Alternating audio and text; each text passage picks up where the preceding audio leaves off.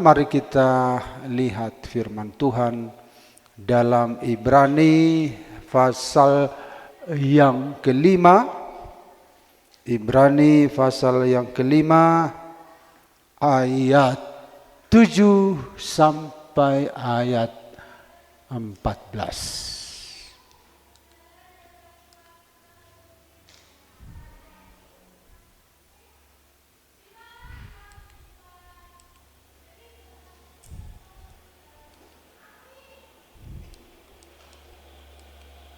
Ya, mari kita baca. 1, 2, 3. Dalam hidupnya sebagai manusia, ia telah mempersembahkan doa dan permohonan dengan ratap tangis dan keluhan kepada Dia yang sanggup menyelamatkannya dari maut. Dan karena kesalehannya ia telah didengarkan.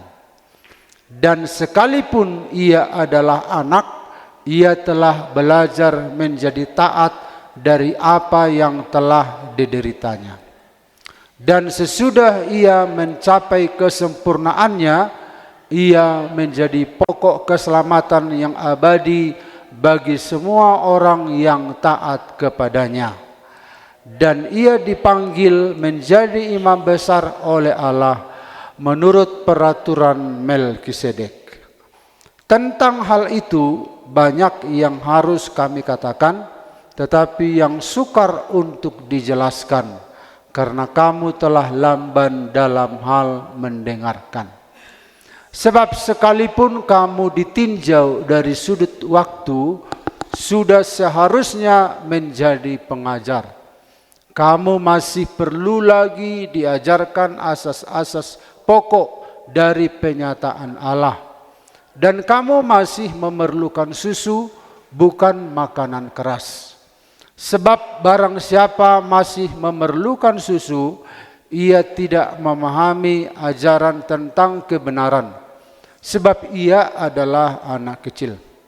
Tetapi makanan keras adalah untuk orang-orang dewasa yang mempunyai panca indera yang terlatih untuk membedakan yang baik daripada yang jahat. Haleluya. Ada sukacita? Puji Tuhan. Nah,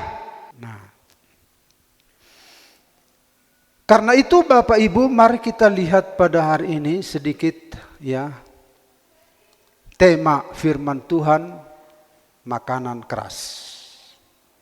Ya, Bapak Ibu lihat gambarnya, ada orang makan batu. Nah, makanan keras. Di Alkitab diajarkan tentang makanan keras. Nah, hari ini kita akan memakan makanan yang keras. Nah, selama ini banyak orang Kristen mengira makanan keras itu berarti khotbah yang keras. Wah keras lupang jamitai. Nah, lalu orang bilang, iyalah jemaat-jemaat yang sudah dewasa harus bisa mendengar khotbah-khotbah yang begitu. Nah, padahal makanan keras itu bukanlah khotbah yang keras. Jadi kalau kita seringkali mendengar khotbah yang tajam, tegas, menghantam dosa, suara pendeta tinggi, dan yang mendengarkan diam, wah keras bang. Nah, jadi banyak orang Kristen salah mengerti tentang makanan keras menurut Ibrani pasal 5 ayat 12 sampai 14. Jadi makanan keras itu bukan khotbah yang keras. Bukan kalau pengkhotbahnya ngamuk, lalu jemaat mau tidak mau harus mendengarkan dengan diam. Bukan demikian khotbah, bukan demikian makanan keras yang dimaksud. Jadi apa artinya makanan keras menurut Alkitab? Ibrani pasal 5 ayat 12, mari kita lihat ayat 12. Sebab sekalipun kamu ditinjau dari sudut waktu, sudah seharusnya menjadi pengajar. Kamu masih perlu lagi diajarkan asas-asas pokok dari penyataan Allah. Dan kamu masih memerlukan susu, bukan makanan keras. Jadi Bapak Ibu perhatikan, makanan keras ini dibandingkan dengan susu. Jadi makanan keras itu bukan khotbah yang berapi-api, bukan khotbah dengan suara yang lantang, bukan. Makanan keras itu dibandingkan dengan susu. Nah, apa? Kalau demikian apa artinya makanan keras? Nah, di sini kita lihat, sekalipun kamu ditinjau dari sudut waktu, sudah seharusnya menjadi pengajar. Kamu masih perlu lagi diajarkan asas-asas pokok, dasar-dasar kekristenan, itu maksudnya. Nah, jadi kalau kita lihat asas-asas pokok, Ibrani 6 ayat 1 sampai 2, coba dibaca dulu. Apa asas-asas pokok yang dimaksud? Ibrani 6 ayat 1 sampai 2. Siapa yang bisa baca silahkan.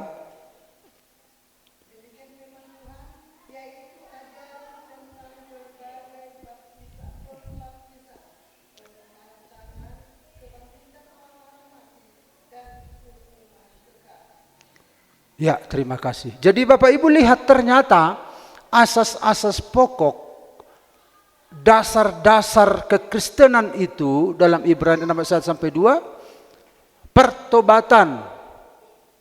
Ternyata pertobatan itu adalah pondasi pengajaran. Iman kepada Allah. Ajaran tentang baptisan. Jadi sebenarnya anak Tuhan itu tidak, saudara-saudara, selalu lagi menyadarkan anak Tuhan itu tentang baptisan. Itu baptisan itu harusnya otomatis terjadi gitu. Tidak perlu lagi ditantang siapa yang belum dibaptis. Nah, karena itu adalah pengajaran dasar yang otomatis terjadi di dalam kekristenan. Jadi kalau masih siapa yang belum dibaptis, nah ternyata masih ada yang belum dibaptis, berarti belum sampai kepada dasar. Padahal dasar ini tidak perlu dibantah, tapi ya dilakukan. Nah, jadi kalau masih bicara tentang baptisan air, itu adalah pondasi dasar. Nah, kemudian penumpangan tangan. Ternyata menurut kitab Ibrani, ini adalah dasar-dasar kekristenan, tentang tumpang tangan, tentang didoakan. Ya. Jadi mendoakan orang itu wajar, mendoakan teman itu wajar. Itu sesuatu yang lumrah, otomatis. Jadi kalau anak Tuhan tidak mau mendoakan temannya, berarti belum tiba pada dasar. Kalau kita dengar teman kita sakit, harus otomatis saling menguatkan, saling menopang. Nah, itu otomatis dalam kehidupan kekristenan. Kemudian kebangkitan orang mati, ternyata pelajaran tentang kebangkitan, ternyata itu pelajaran dasar. Jadi kalau diberitakan tentang kebangkitan orang mati, anak Tuhan tidak ada lagi pemikiran, ada kebangkitan? Enggak. Karena itu dasar, ya. Nah, setelah dasar ini harusnya kita tidak tinggal di dasar ini, harus istilahnya ya, harus next level, harus move on, harus naik. Jadi tidak berkisar pada asas-asas pokok. Nah, sebab sekalipun kamu ditinjau dari sudut waktu, sudah seharusnya menjadi pengajar. kamu masih perlu lagi diajarkan asas-asas pokok. Ternyata saudara-saudara, ini kalau kita lihat asas-asas pokok dari pernyataan Allah dan kamu masih memerlukan susu, berarti ini susu ini. Asas-asas pokok itu adalah susu, makanan anak kecil. Nah, sementara orang dewasa itu makanan keras. Nah, apa arti makanan keras? Artinya adalah setiap anak Tuhan itu, nah ada hukuman kekal lagi. Itu dasar-dasar ya. Jadi saudara-saudara, makanan keras artinya tanggung jawab atas pertumbuhan iman sendiri. Setelah kita mendapatkan ini, kita tidak berhenti di sini, kita harus bertanggung jawab untuk pertumbuhan iman sendiri. Tidak, saudara-saudara tetap ada di level ini. Kita harus bertanggung jawab atas pertumbuhan iman sendiri. Tidak lagi saudara-saudara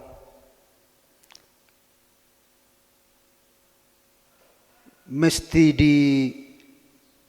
menunggu disuapi, menunggu diingatkan, menunggu didorong. Enggak. Jadi kalau kita sudah ada di dasar ini, kita harus bisa meningkatkan kerohanian kita sendiri. Tidak mesti diingatkan, kamu udah berdoa tuh belum? Enggak itu lagi. Dia sendiri yang mementingkan kebutuhan itu.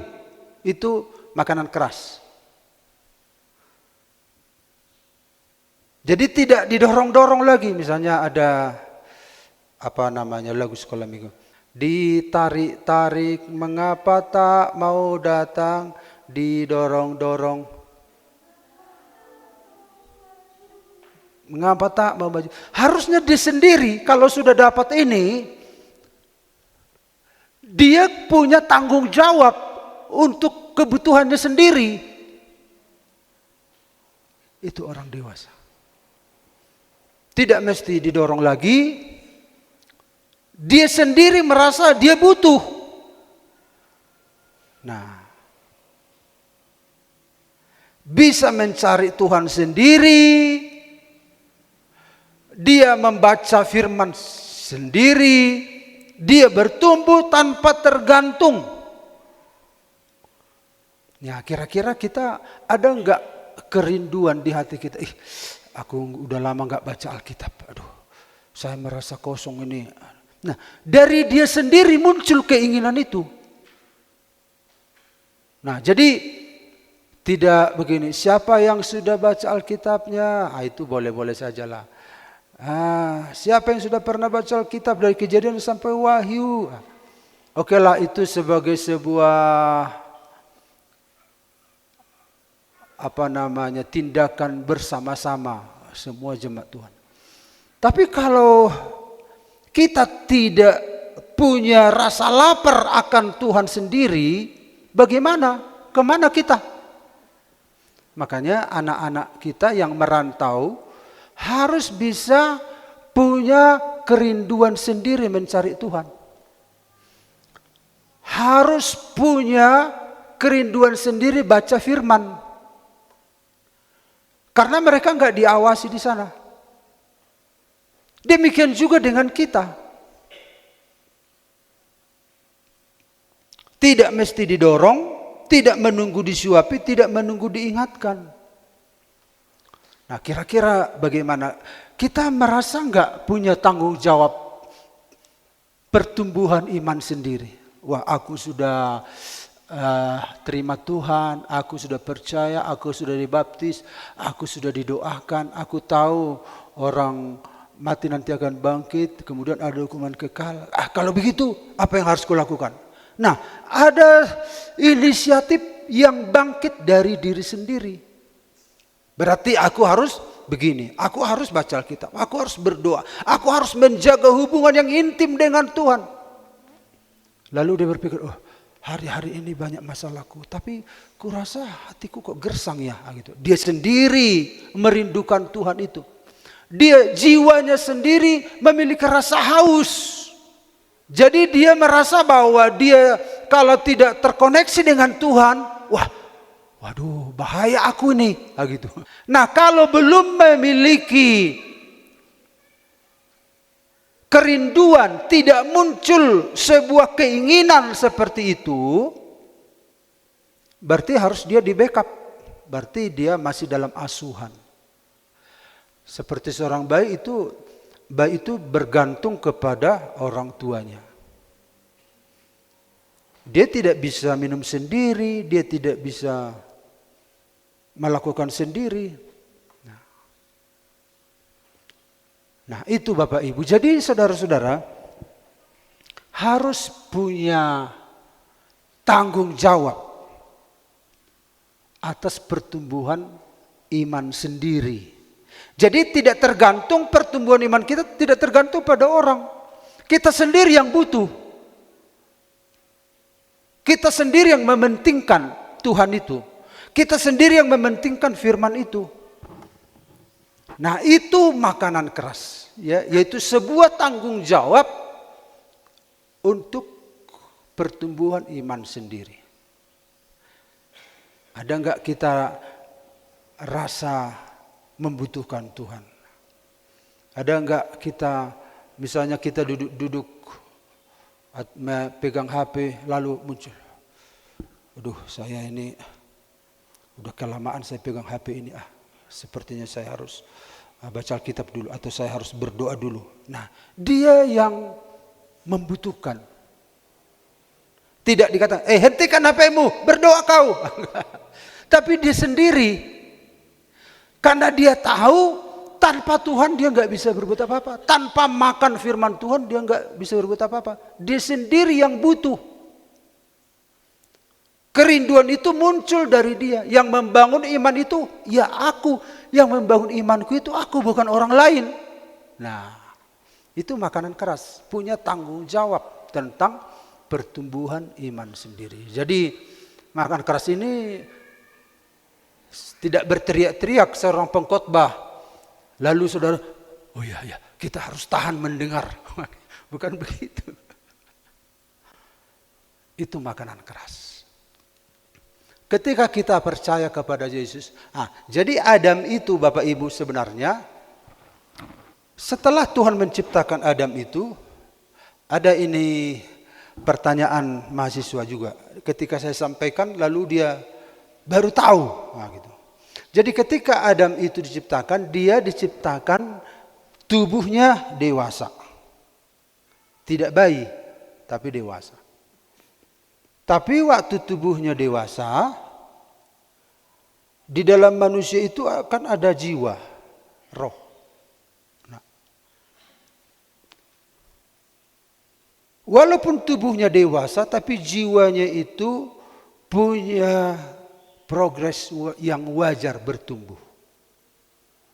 Jadi tidak ketika diciptakan Tuhan si Adam besar badan langsung dia menamai harimau. Namamu harimau, namamu ini. Itu kan butuh kedewasaan jiwa. Jadi Adam itu walaupun sempurna secara fisik, tetapi dia harus punya progres. Karena perubahan manusia batinnya itu punya progres. Manusia batinia itu punya progres, perlahan, perubahan.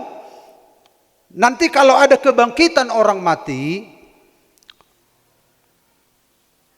dan ketika Tuhan Yesus datang, orang mati akan dibangkitkan dalam sekejap mata, dan orang yang percaya pada Yesus, yang masih hidup akan diubah sekejap mata, tubuhnya, tubuh kemuliaan.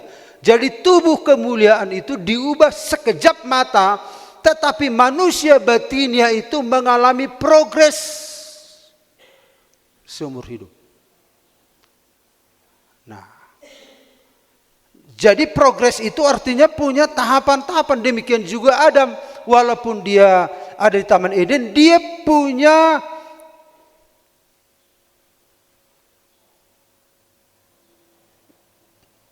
proses untuk mengalami kematangan di dalam spiritualnya. Karena kematangan spiritual itu kan dia harus menyesuaikan diri dengan fisik. Makanya perlu kematangan spiritual. Masa begitu katanya? Ya iya harus begitu saya bilang. Karena manusia itu harus menyesuaikan diri dengan tubuh fisiknya. Nah, jadi namun apa yang terjadi? Manusia jatuh ke dalam dosa. Oleh anugerah Tuhan, Yesus mati di kayu salib, dia mengangkat kita ke rencana semula. Ini rencana semula. Nah, Yesus mengangkat kita dari kematian oleh kebangkitannya, tetapi setelah di sini apa rencana Tuhan? Kembali seperti Adam, punya progres kematangan. Dan akhirnya kita bertumbuh terus. Jadi baik Adam, baik kita demikian. Setelah kita diselamatkan, kita dikembalikan ke rancangan semula. Kita harus punya tanggung jawab untuk pertumbuhan iman sendiri. Setelah aku diselamatkan, apa yang harus kulakukan?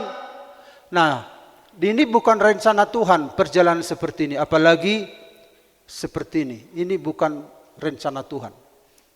Nah, inilah yang disebut dengan dasar-dasar kekristenan. Nah, setelah ini apa? Kita sendiri yang merasa butuh.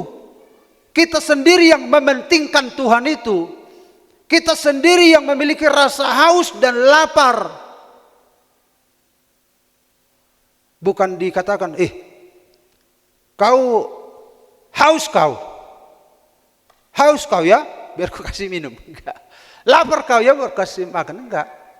Dia sendiri yang merasa lapar, dia sendiri merasa haus, dia sendiri membutuhkan Tuhan. Aku sudah diselamatkan oleh Tuhan. Aku membutuhkan Tuhan. Aku tahu ada hukuman kekal. Aku tahu ada kebangkitan. Berarti yang harus kulakukan apa?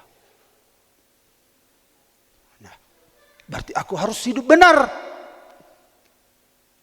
Supaya aku bisa nanti kalau menghadap Tuhan itu bisa kupertanggungjawabkan.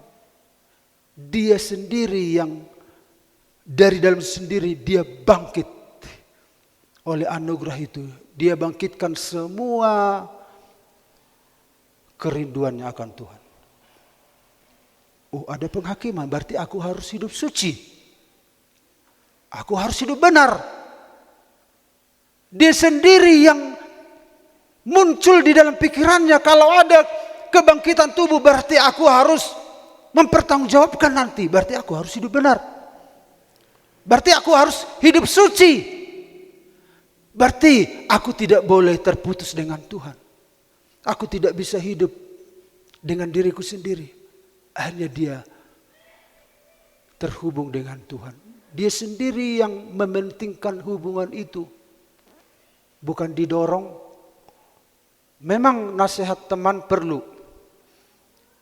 Tapi makanan keras artinya adalah dia punya tanggung jawab atas pertumbuhan imannya sendiri. Dia sendiri yang merindukan ke gereja. Bukan karena didorong, ke gereja kau. Nanti kau menikah siapa yang memberkati. Atau nanti meninggal siapa magedai. Enggak gitu. Dia sendiri, wah aku harus datang pada Tuhan. Sampai-sampai ada orang tua bilang, ngapain kau ke gereja? Sekali-sekalilah ke gereja. Nah, karena anak muda ini tahu, aku butuh Tuhan. Aku milik Tuhan. Muncul dari diri sendiri. Jadi tanggung jawab atas pertumbuhan rohani sendiri. Itu kedewasaan. Itu makanan keras. Jadi saudara-saudara, ini adalah tadi pondasi Kita dipanggil dari kegelapan, kita masuk sini. Tapi orang hanya seringkali bersukacita di sini. Dia tidak tahu tanggung jawabnya untuk ke sana. Dia hanya di sini, hore, puji Tuhan. Aku sudah beriman, aku sudah dibaptis. Aku adalah anggota kerajaan Allah. Tapi di level-level ini dia nggak tahu tanggung jawabnya harus ke sana. Nah, ini anak-anak Tuhan seringkali di sini. Dan kekristenan kebanyakan begini. Dia hanya merayakan ini saja. Aku ditebus oleh darah Yesus. Nah, iya, amin. Tapi selanjutnya kita seringkali merayakan di sini perayaan-perayaan, tetapi masih dasar-dasar. Dasar-dasar itu yang dirayakan, tapi tanggung jawab untuk bertumbuh tidak dia pikirkan. Nah, ini jadi makanan keras itu adalah tanggung jawab atas pertumbuhan iman sendiri. Amin, Bapak Ibu. Dan siapapun melarang kita, karena kita sendiri yang butuh Tuhan, tidak ada yang bisa menahan kita. Lalu yang kedua, apa arti makanan keras itu? Jadi kita lihat, jadi bukan hanya bertobat tapi hidup kudus. Bukan hanya percaya tetapi taat di dalam ujian. Ini dasar-dasar tadi.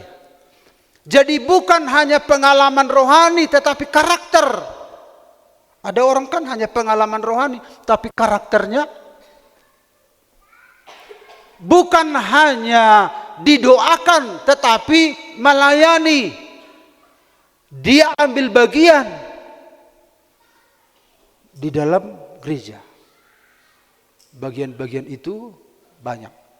Bisa melayani di mimbar, bisa berdoa syafaat, bisa membesuk orang, bisa mengunjungi, bisa menanya teman, kenapa kau tadi enggak ke gereja teman gitu. Itu artinya dia ambil bagian di dalam tubuh Kristus apapun bentuknya. Nah, kemudian bukan hanya tahu akhir zaman, tetapi hidup siap. Nah, kita sudah tahu akhir zaman. Wah, berarti aku harus siap.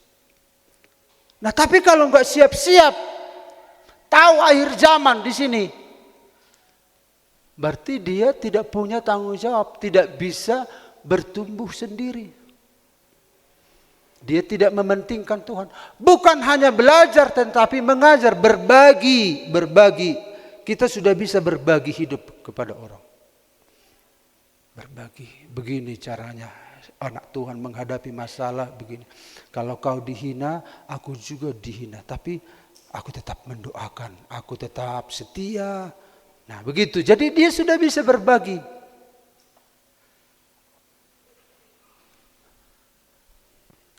Kemudian bukan hanya diselamatkan tetapi diubahkan. Ya. Tapi diubahkan. Bukannya selamat tapi diubahkan. Karakter kita metamorfosa, artinya perubahan karakter. Bukan hanya metanoia, perubahan pikiran, pertobatan, tetapi metamorfosa, perubahan bentuk. Konteksnya itu dalam kekristenan perubahan karakter. Semakin serupa dengan Kristus.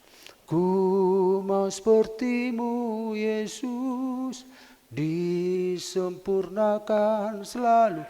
Dia sendiri yang membutuhkan itu. Dia muncul dari dalam dirinya, aku mau. Tuhan, kenapa aku enggak bisa? Sedikit saja omongan orang itu sama aku, tapi hatiku sudah sakit. Aku benci sama orang itu. Tuhan, tolong aku. Kenapa Tuhan? Padahal engkau segala caci maki, tapi engkau mengampuni. Akhirnya kita belajar. Tuhan, ajari aku Tuhan. Tuhan, tolong aku Tuhan. Dia sendiri yang mencari tahu, yang membutuhkan. Nah, lalu kita melihat Bapak Ibu. Sebab barang siapa masih memerlukan susu, ia tidak memahami ajaran tentang kebenaran. Jadi saudara-saudara, makanan keras itu adalah tentang kebenaran. Memahami kebenaran. Sebab ia adalah anak kecil. Seperti orang ini nih, sampai Alkitab pun dilemparkan. Karena apa? Dia tidak memahami nilai dari Alkitab itu. Dia tidak memahami kebenaran. Jadi pelajaran yang kita lihat di sini, makanan keras adalah kedisiplinan menjalani hidup dalam kebenaran. Kedisiplinan menjalani hidup dalam kebenaran. Kita disiplin, ya, hidup dalam kebenaran. Jadi kita tidak sembrono. Nah, seorang anak kan dia sembrono, tapi makin orang itu setelah diselamatkan, dia move on, dia next level, dia menjalani hidup dalam kebenaran. Jadi makanan keras adalah kedisiplinan menjalani hidup dalam kebenaran. Bapak Ibu perhatikan kebenaran. Ini adalah hidup kita yang rusak. Hidup yang rusak, manusia yang rusak. Jauh dari Tuhan. Bapak Ibu mungkin pernah mendengarkan, apalagi kaum muda hari-hari ini. Sekarang adalah zaman post-truth. Post-truth artinya adalah kebenaran yang dibentuk, yang dibuat. Jadi kalau Bapak Ibu bisa lihat nanti, apalagi anak muda ya harus banyak belajar. Jadi post-truth ini artinya adalah zaman ketika kebenaran tidak lagi dicari, tapi dibentuk. Misalnya, kalau dia viral, contohnya, viral, apalagi di media sosial. Kalau viral, berarti apa yang dikatakan orang ini benar. Nah, jadi walaupun salah, tapi yang penting viral yang disampaikan, jadi terkenal, akhirnya itu menjadi sebuah kebenaran. Misalnya ada satu kebohongan, bohongnya dia, bohong terus, tapi terkenal, viral, berarti jadi benar. Jadi karena terkenal, yang dikatakan jadi benar. Apa yang dikatakan banyak orang, walaupun salah, tapi semua orang menganut pandangan itu, berarti benar. Nah itu namanya post-truth itu. Artinya kebenaran itu akhirnya diciptakan sendiri. Jadi manusia bagaimana untuk hidup dalam kebenaran? Karena kebenaran yang mereka buat adalah sesuai dengan apa kata banyak orang. Kalau semua orang mengatakan A, walaupun Tuhan mengatakan B, tapi semua katakan A, berarti ini kebenaran. Sekarang Bapak Ibu lihat, semakin terkenal orang, walaupun salah yang dikatakan, itu yang dipegang menjadi sebuah kebenaran. Dan kita sulit membedakan. Ini bahaya. Kalau begitu, apa yang harus kulakukan? Manusia itu punya mencari kebenaran. Apa arti kebenaran? Kita sudah sering kali dengar. Kebenaran adalah fakta atau realita sebenarnya. Hanya Allah kebenaran. Alkitab mengatakan Allah adalah benar. Artinya sifatnya benar. Alkitab mengatakan Yesus berkata, akulah kebenaran.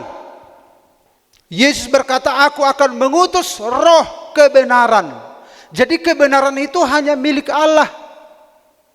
Jadi kalau misalnya ada orang berpesta, lalu mergodang kan, mau mergodang kan, dia lualu hojo, alu hojo, tu situan natorop, dung dung dung dung dung dung dung dung dung dung dung dung, alu homajo, tu habonaron nihuta, habonaron, dung dung dung dung dung dung dung dung dung. Artinya di kampung itu punya roh habonaron. Padahal yang punya kebenaran itu adalah Allah sendiri. Jadi manusia itu menciptakan kebenaran.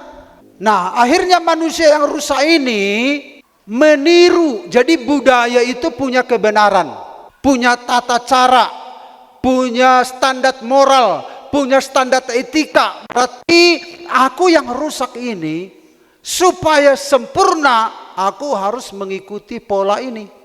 Nah, itulah post-truth sekarang. Ya. Jadi manusia itu ikut pola apa? Hidupku yang rusak ini harus ini, dibentuk oleh ini. Ada lagi apa? Rasional, harus sesuai rasio. Bapak Ibu perhatikan bentuk-bentuk ini. Ini adalah ilustrasi. Ada lagi kebenaran berdasarkan hukum. Ada kebenaran berdasarkan demokrasi. Apa kata banyak orang, itulah yang benar. Berarti kalau orang banyak mengatakan ini, berarti aku harus ikut supaya hidupku yang rusak ini berubah seperti ini. Agama juga demikian. Jadi agama membuat kebenaran diri sendiri. Tetapi apakah kebenaran? Kebenaran itu adalah Yesus. Kita sudah rusak. Bapak Ibu perhatikan, inilah bentuk contohnya, bentuknya begini. Kita begini. Bentuk yang sebenarnya kebenaran itu ini. Kita bandingkan dengan diri kita yang sudah rusak. Tapi budaya membuat kebenaran sendiri, rasional, hukum, demokrasi, agama. Siapa yang mau ditiru? Tetapi karena kebenaran itu hanya Yesus. Akulah kebenaran, kata Yesus. Akulah gambar dan rupa Allah. Sebenarnya manusia itu telah rusak. Dari mana diketahui rusak? Setelah melihat kebenaran ini. Jadi acuan kita seperti Yesus. Karena itu harus punya disiplin menjalani hidup dalam kebenaran. Bagaimana kita bisa berubah hari demi hari? Bukan berubah ke sini. Kita berubah dari hari ke hari. Disempurnakan, ku mau sepertimu Yesus. Semakin berubah. Kita harus punya disiplin. Karena kita tahu kita sudah begini tadinya. Yesus adalah kebenaran. Dia adalah kebenaran kita. Kita mau, dialah patokan yang harus kita ikuti. Bukan budaya, bukan agama, bukan demokrasi tadi.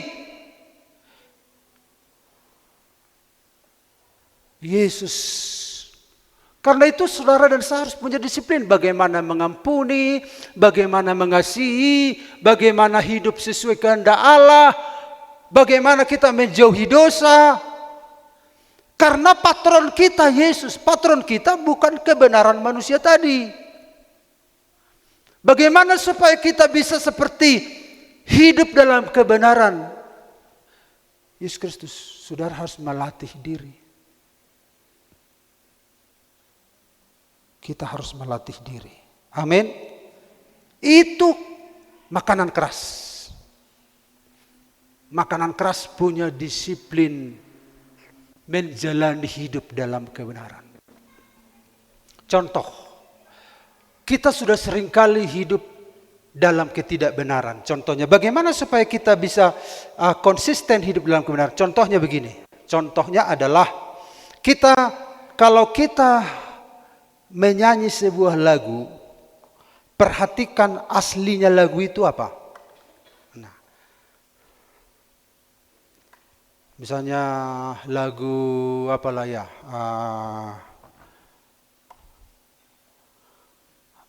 ini aja.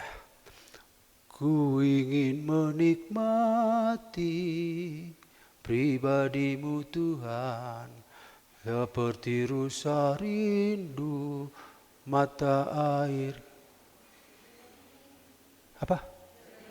Jernih harta dan kekayaan. La la la la la la. La la la la la la la. La la la la la la. Itu penciptanya J. Ondatu. Notnya begini. mi fa sol do sol, mi fa sol re mi fa si fa mi re mi. Nah, kalau penciptanya membuat lagu itu dengan not itu, maka kita harus mengikuti lagu itu sesuai dengan not. Nah, begitu caranya belajar kebenaran.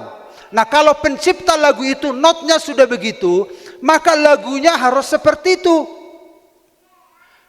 Nah, misalnya refnya. Pencipta lagu bikin begini. So, menikmati Tuhan, menikmati Yesus. Itu notnya. Sol, re, sol, fa, la, la. Fa, sol, fa, mi, la, si, do, sol, mi, re, do, re. Tapi yang dinyanyikan orang apa? Menikmati Tuhan, menikmati Yesus. Kan notnya salah kan?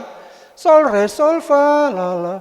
Fa, sol, fa, mi, re, do. Nah, kalau penciptanya mendengar lagu itu, padahal notnya tidak seperti itu, tapi kita nyanyikan salah, apa kata penciptanya? Bukan begitu. Kenapa kau melenceng? Nah, artinya kalau pencipta lagu membuat standar kebenaran notnya begini, maka nyanyikanlah seperti itu. Itu contoh. Jadi untuk melatih hidup dalam kebenaran sesuai dengan apa kata Tuhan, ada apa perintah Tuhan. Tapi seringkali kita melenceng. Bagaimana supaya kita seperti Dia, bagaimana mengasihi, hidup benar, mengampuni, sabar, jujur. Kita harus ikuti seperti Yesus. Jangan salah, jangan meleset. Nah, kalau meleset itu namanya dosa. Makanya punya disiplin untuk melatih diri.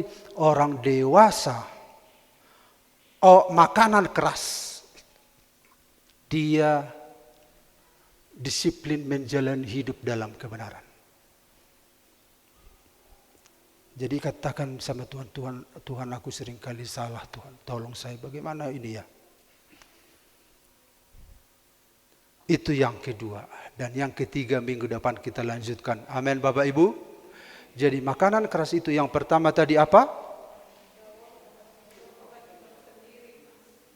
Bertanggung jawab untuk pertumbuhan iman sendiri. Kemudian yang kedua punya kedisiplinan menjadi hidup dalam kebenaran. Akhirnya kita dibentuk. Akhirnya terbentuk seperti pasel-pasel ya. Fanny juga pernah bikin ilustrasi itu. Pasel-pasel. Ini seperti Yesus lah ini. Pasel-pasel. Jadi ketika kita lakukan satu firman, kita sedang menempelkan pasel itu. Pasel itu. Satu demi satu. Akhirnya kita semakin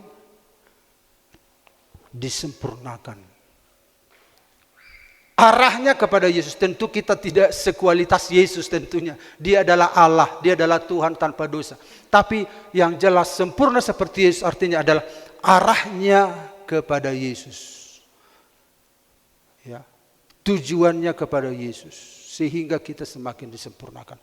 Amin Bapak Ibu. Demikian renungan firman Tuhan. Kita nyanyikan nyanyian. Ini pemain musik silakan datang ke depan.